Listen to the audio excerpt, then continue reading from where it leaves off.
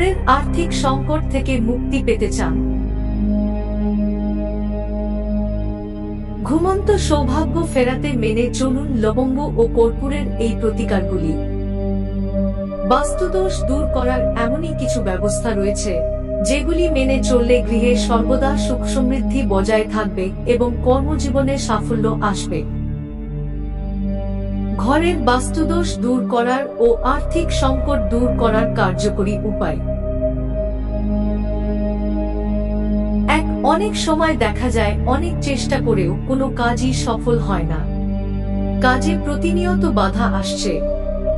এমন অবস্থায় আপনার জীবন থেকে সব ধরনের বাধা দূর করতে এবং সাফল্য পেতে নিয়মিত একটি রূপোর পাত্রে লবঙ্গ এবং কর্পূর জ্বালিয়ে সারা ঘরে ঘোরান।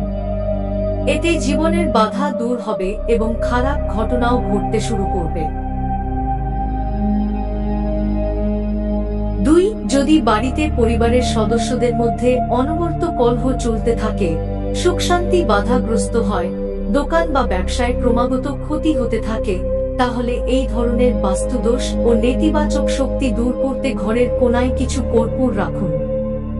বাড়ি রাখুন। এই প্রতিকারে কিছুদিন পর নেতিবাচক শক্তি চলে যাবে এবং ঘরে সুখ, সমৃদ্ধি ও শান্তি প্রতিষ্ঠিত হবে।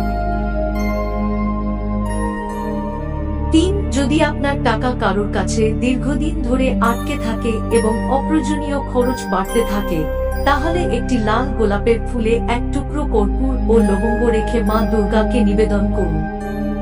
এর সাথে আর্থিক লাভের সাথে সাথে আপনার আটকে থাকা টাকাও ফিরে আসবে। প্রতিদিন সন্ধ্যায় কর্পূর জ্বালিয়ে দেবী লক্ষ্মীর আরতি করলে ঘরের বাস্তু দোষ দূর হয় এবং দেবী লক্ষ্মীর আশীর্বাদ পাওয়া যায়। 4. যদি প্রায়শই অর্থের ক্ষতি হয় এবং আর্থিক সমস্যা থেকে যায়, তাহলে সকালে এবং সন্ধ্যায় রান্নাঘরের কাছে একটি পাত্রে কিছু লবঙ্গের টুকরো এবং কর্পূর পুড়িয়ে দিন। এই প্রতিকারে অর্থহানির সমস্যা দূর হবে। 5. ঘুমন্ত সৌভাগ্যকে জাগানোর জন্য শনিবার স্নানের জলে কর্পূরের কিছু অংশ যোগ করে স্নান করুন। এই প্রতিকারে অগ্রগতিতে আসা বাধা এবং ভাগ্য সহায় হয়।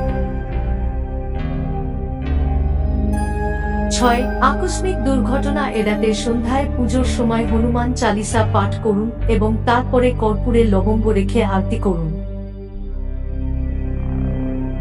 আমাদের ভিডিওতে দেওয়া তথ্য যদি আপনাদের ভালো লাগে তাহলে ভিডিওটিতে একটি লাইক দিবেন ও পরবর্তীতে এই রকম আরো ভিডিও পেতে চ্যানেলটি সাবস্ক্রাইব করে পাশে থাকুন। ধন্যবাদ।